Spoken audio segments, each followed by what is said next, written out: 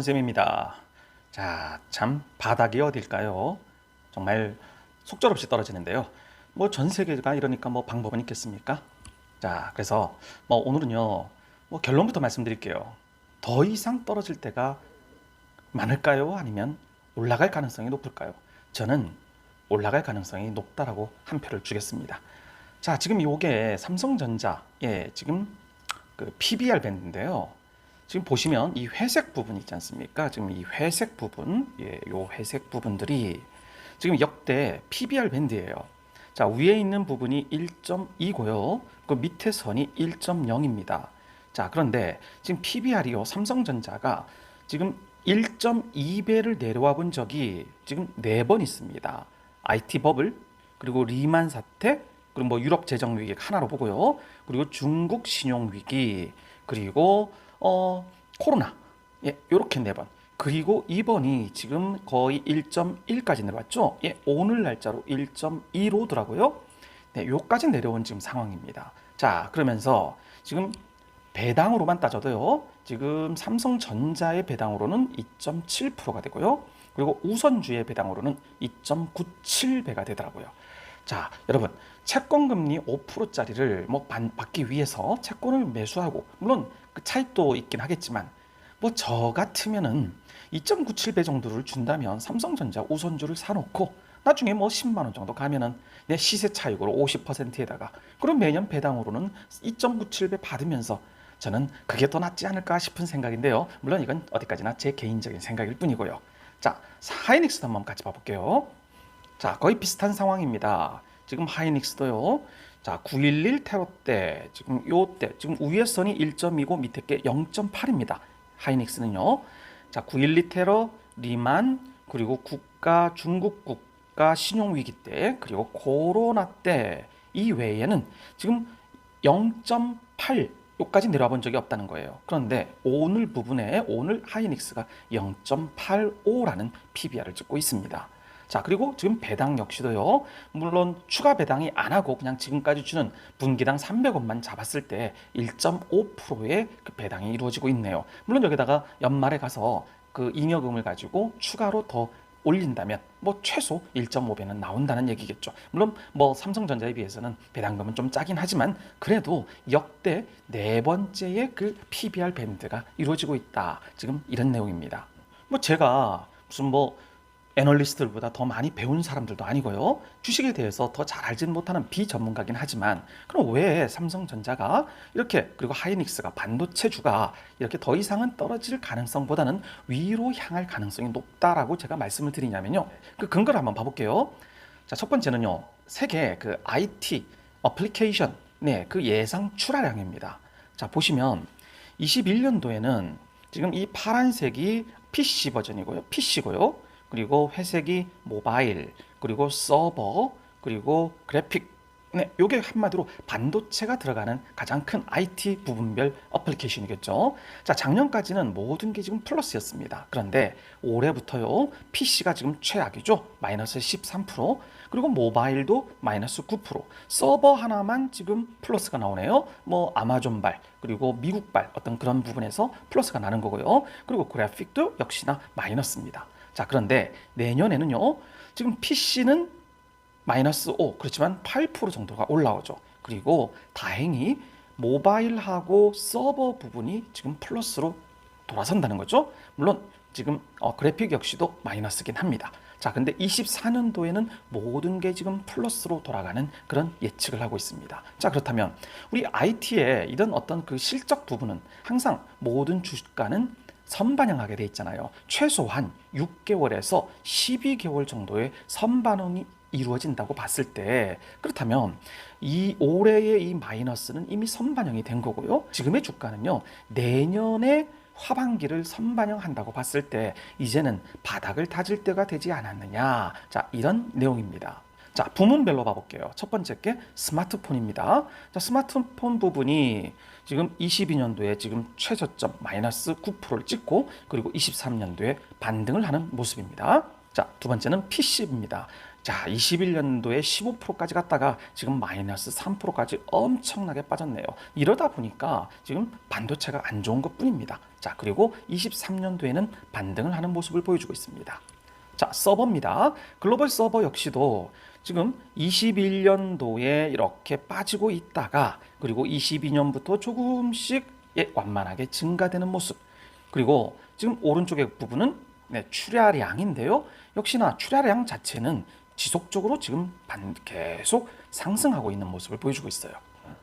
지금 저희들의 삼성전자와 하이닉스는 물론 비메모리도 삼성전자는 하지만 일단은 D램 아니겠습니까? 자, D램의 연간 수요 그 전망입니다. 자, 보시다시피 22년도에 지금 쭉 빠져버리는 모습을 보여주고 있죠. 요게 지금 삼성전자와 하이닉스의 주가의 발목을 잡고 있는 부분이죠. 그렇지만 올해 말부터 23년도까지 이렇게 올라가는 모습을 보여주고 있다 이겁니다. 아이폰 부분에 그 D램에 들어가는 부분인데요. 자, 오른쪽 그림을 한번 먼저 보시면요. 그 아이폰 D램 소비량이 글로벌 D램의 수요 기여도입니다. 엄청나게 기여도가 높죠. 그런데 22년도에는 좀 빠지면서 D램에서 당연히 수요가 적어지는 거겠죠. 자, 그런데 왼쪽 그림을 보면요. 자, 22년도에 역시 요 정도이고 그리고 23년도에는 더 많이 올라가는 이 추세가 유지가 될 수밖에 없다 이겁니다. 자, D램 소비량의 16% 정도를 차지하는 애플 아이폰이 내년 역시도 당연히 상승으로 올라갈 수밖에 없다. 지금 이런 데이터가 보이는 거죠. 그리고 이번엔 낸드입니다. 자, D램 말고 메모리에는 낸드가 또 있지 않습니까? 일단은 지금 보시면요. 왼쪽 그림은 추인데요. 역시나 22년도에서 지금 쭉 빠졌다가 점진적으로 완만하게 상승 추세를 꺾고 있는 모습이 분명히 보이고 있습니다. 자, 그러면서 이 오른쪽에 건 수요의 변화일 부분인데요. 자, 예전에는 이 큰 부분이 핸드셋, 당연히 뭐 모바일, 그런 부분이겠죠. 그런데 갈수록 이 검정 부분 있지 않습니까? 게임 콘솔, 게임 디바이스가 되는 거죠. 결국에 우리 XR 같은 거 있지 않습니까? 애플에서 나오는 XR 그 모자를 써갖고 이렇게 보는 그런 부분이 높아져갖고 있고요. 그리고 요 파란색 부분, 이게 엔터프라이즈 SSD인데요. 결국엔 기업용 서버를 의미하는 겁니다. 기업용 서버를 지금 갈수록 23에서 27 내년에는 그리고 내후년에는 30%의 그 수요차가 증가하고 있는데 지금 중국 화웨이도 그렇고 아마존, 구글 이런 부분들이 데이터 센터를 지금 계속 교체를 해야 되는 시기가 와버렸단 말이죠. 그래서 지금 서버 부분에서는 분명히 낸드 수요가 올라갈 수밖에 없다. 지금 이런 데이터를 보여주고 있었습니다. 글로벌 D램 캐펙스의 추이인데요. 자, 작년부터요. 그 주요 D램 공급사들이 그 시장 변동성에 유연하게 대처하겠다라고 그 IR에서 표명을 했습니다. 자, 그래서 그 글로벌 그 매크로가 불확실하다 보니까 그 IT 소비력이 감소세로 전환이 된다 이거겠죠. 그러다 보니까 캐펙스가 지금 이렇게 감소되고 있는 모습입니다. 자, 그러면서 그 인프라 부분의 규모는 늘어나고 있는 거죠. 그건 앞으로 갈수록 늘어날 수밖에 없지 않습니까? 그런데 지금 실제 그 주요 공급사들 있지 않습니까? 즉 삼성전자, 하이닉스, 마이크론 같은 공급사들은 22년도 3쿼터부터요. 그리고 4쿼터까지 장비 투자에 계속 지연을 하고 있다는 겁니다. 장비 투자를 지연을 하다 보니까 당연히 소부장 부분의 그 주가도 떨어질 수밖에 없다는 거죠. 그렇지만 거꾸로 말하면요, 장비 투자 스케줄이 지연이 되고 있다는 얘기는 지금 공급 부분의 이 캐펙스를 줄이고 있다 이 얘기입니다. 그렇다면 당연히 내년에는 뭐 D램 가격에 반등이 일어나지 않겠느냐, 지금 이런 내용이네요. 이게 그래서 D램의 스팟 가격인데요. 자, 올해 들어서 계속 지금 빠지고 있습니다. 그렇지만 이게 아까 금방 보셨던 캐펙스를 줄이다 보면 당연히 이 부분이 반등이 이루어질 것 같다. 지금 이런 내용이겠죠. 13년도 즉 내년 1쿼터부터는 그 가격 하락폭이 완화가 되기 시작을 하겠다. 그러면서 상반기를 지나면서 D램의 가격은 반등을 예상을 하고 있다. 지금 이런 부분을 유안타증권에서는 분석을 하고 있네요. 자, 지금 이 그림은 뭐냐면요. D램 생산 업체들이 지금 원가와 그런 마진 부분을 어떻게 좀 방법을 바꾸고 있다는 거예요. 예전에는 그 D램을 고용량화를 전략을 했다는 얘기죠. 자, 그게 다시 말해서 뭔 말이냐? 원가를 낮추는 방법에는 두 가지 방법이 있다는 거죠. 즉 하나는 칩당, 즉 하나의 칩 안에다가 컨텐츠를 증가시키는 거죠. 즉, 뭐 16기가 들어갈 부분을 64기가로 맞춰주는. 그리고 또 하나는 저 오른쪽 부분인데요. 웨이퍼당 하나당 칩을 만들어내는 개수를 극대화 시킨다는 거겠죠. 자, 지금 이 부분이 어떤 내용이냐면요. 자, 일단 이 그림을 한번 좀 먼저 봐주십시오. 자, 왼쪽에는 DDR4라는 D램이고요. 오른쪽에는 DDR5의 그 칩 모양입니다. 자, 그런데 위에 보시면요. 다이 사이즈의 증가가 예상이 된다. 지금 이런 내용이 나오죠. 자, 다이 사이즈가 뭔지를 간단히 한번 설명 한번 드려보겠습니다. 일단 다이라는 거는 뭐냐면요. 다른 말로 다이스도 되는데요. 자, 우리 그 유명한 말이 하나 있습니다. Die is cast. 예, 시저, 카이사르죠? 예, 줄리어스 시저가 한 말입니다. Die is cast. 이게 무슨 말입니까? 네, 주사위는 던져졌다라는 말입니다. 즉, die가 죽다라는 동사가 아니고요. 육면체, 네, 이렇게 된 육면체 있지 않습니까? 육면체를 die 혹은 다이스라고 얘기를 합니다. 자, 그러면 반도체에 이 웨이퍼가 이렇게 있을 거 아닙니까? 그럼 이 부분에 하나하나 이렇게 이런 식으로 돼 있을 거 아닙니까? 그럼 요거 하나를 잘라내면은 요 육면체가 되겠죠. 자, 그래서 이 육면체를 한마디로 다이라고 표현을 하는데요. 자, 이 다이라고도 표현을 하고 칩이라고도 표현을 하는데요. 즉, 칩은 뭐냐면요. 전공정에서는 다이라고, 즉 요 한 칸 한 칸을 다이라고 부르는데 요거를 잘라내서 하나의 이런 형태로 만들었을 거 아닙니까? 즉 후공정에서는 이거를 칩이라고 부른다는 거예요. 자, 그래서 이 같은 웨이퍼 내에도 다이 사이즈를 얼마만큼 적게 만드느냐에 따라서 많은 웨이퍼를 만들 수가 있겠죠. 팹 같은 경우에 이 팹 같은 경우에는 보통 그 이 웨이퍼를 판매하는 그 가격을요. 칩 곱하기 넷 다이 개수라는 겁니다. 이 넷 다이가 한마디 뭐라냐면요. 이 부분에는 뭐 불량도 있을 거고 그리고 좋은 다이도 있을 거 아닙니까? 그걸 다 합친 걸 이 넷 다이라고 하는데요. 결국엔 그 칩이 얼마인데 뭐 하나당 뭐 $5다. 그런데 그거에 들어가는 넷 다이가 몇 개쯤 들어간다. 이런 식으로 계산을 하는 거죠. 즉 예를 들어서 뭐 다이 사이즈가 130 이렇게 미리 뭐 제곱미터 뭐 이런 식으로 돼 있을 때 넷 다이가 543개를 할 수도 있고 그리고 이 넷 다이를 130으로 줄이면 당연히 706개로 증가한다는 거죠. 결국엔 이 판매 단가가 130이 아니라 100입니다. 즉 130보다는 100으로 줄였을 때 훨씬 더 많은 칩을 만들어낼 수 있다는 거 아닙니까? 당연히 미세 공정을 만들어내는 게 생산업체에는 이득이 된다는 얘기겠죠. 지금 요걸 표로 만들었는데요. 자, 다이 사이즈가 130일 때는 넷 다이 개수가 543개입니다.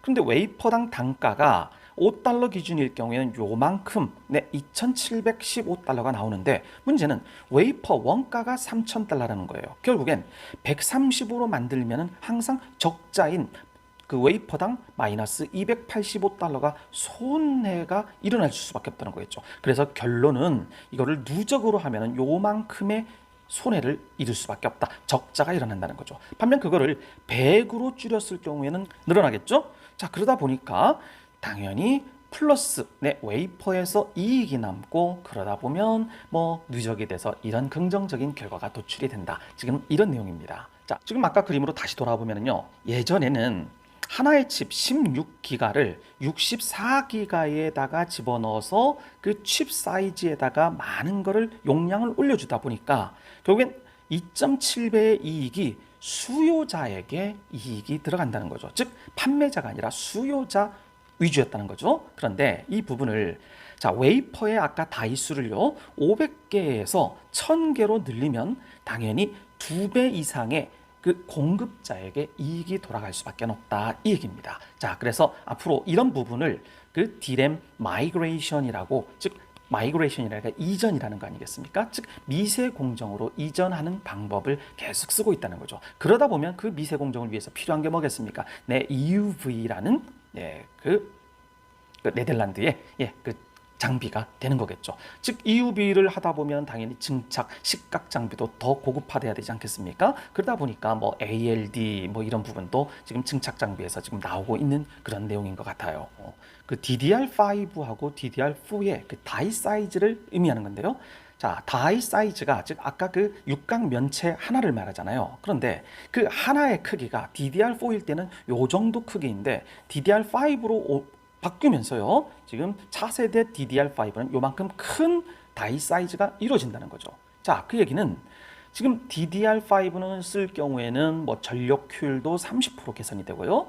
그리고 뭐 그 속도도 굉장히 빨라지지 않습니까? 그런데 다이 사이즈가 이렇게 증가함에 따라 그 웨이퍼당 아까 네트 다이라는 넷 다이가 10%에서 20%가 감소가 된다는 거죠.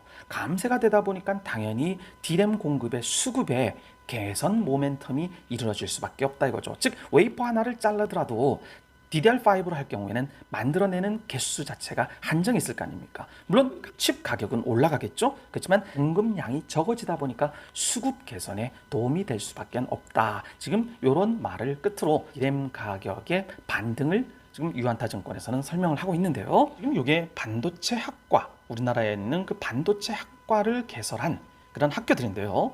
뭐 삼성전자와 하이닉스를 계약한 대학들이요. 고려대, 연세대, 성균관대, 한양대, 카이스트, 포항공대. 아, 서울대가 빠졌네요. 네, 서울대. 자, 여기는 지금 삼성전자와 하이닉스가 계약이 되고요. 그리고 세종대, 단국대, 아주대, 명지대 같은 데는 계약은 안 했지만 이런 부분을 신설한다라는 내용을 뉴스를 볼 수가 있는데요. 자, 제가 이거를 꺼낸 이유는 뭐냐면요. 이 반도체 학과에 들어갈 수 있는 그 학생들의 수준은요. 제가 고3을 가르치기 때문에 잘 알지 않습니까? 의대를 갈래 아니면 반도체 학과를 갈래 지금 학생들의 반응이 지금 나눠지는 거예요. 뭐 과거에는 대부분이 의대를 간다라고 손을 들었었지만 이제는 반도체 학과를 가겠다라는 학생들이 점점 많아지고 있는 거죠. 자, 그 얘기는 뭐겠습니까? 당연히 미래의 반도체에 대한 그 전망이 훨씬 더 강하다는 거 아니겠습니까? 자, 부모님의 입장으로 생각을 한번 해보세요. 내 자식이 반도체 학과를 가겠다고 했을 때 반대하시겠습니까? 아닙니다. 자, 반도체 학과를 나오면 삼성전자와 하이닉스에 무조건 들어가는 그런 100%의 취업률을 갖고 있잖아요. 자, 그런 미래가 투명하기 때문에 삼성전자와 하이닉스에 들어갈 수 있는 그런 메리트 때문에 반도체 학과, 즉 전교 1, 2등을 다투는 애들이 이런 대학을 들어가겠다는 거죠. 자, 그러면 얘네들이 학생이 4년 후에, 5년 후에 들어갈 회사가 이런 삼성전자와 하이닉스 아닙니까? 그렇지만 지금 주가가 삼성전자와 하이닉스는 맨 바닥이란 말이에요. 그러면 대학을 보내는 부모님의 입장으로 4년, 5년 후에 삼성전자에 보낼 수 있다는 그런 자신감은 과연 어디서 나온 겁니까? 네, 당연히 삼성전자와 하이닉스의 반도체의 미래가 굉장히 밝다는 거 아니겠습니까? 자, 뭐가 걱정이십니까? 자식들도 보내는데 지금 최고의 바닥인 지금 뭐 데이터상으로도 PBR 2를 깨고 있는 이런 회사를 안 사고 배기겠습니까? 그래서 저는 오늘도 계속 남은 돈 끌어모아서요. 지금 삼성전자와 하이닉스를 조금씩 매수하고 있는 상황입니다. 자, 여러분, 물론 저 개인적인 생각입니다. 여러분들은 저와 다른 생각을 갖고 있기 때문에 조금 더 고민을 한번 해보시고 그리고 제 생각과 동의를 하신다면 조금씩 한번 분할 매수를 해보는 게 어떤가 싶습니다. 자, 오늘 하루도 즐거운 하루 되십시오. 감사합니다.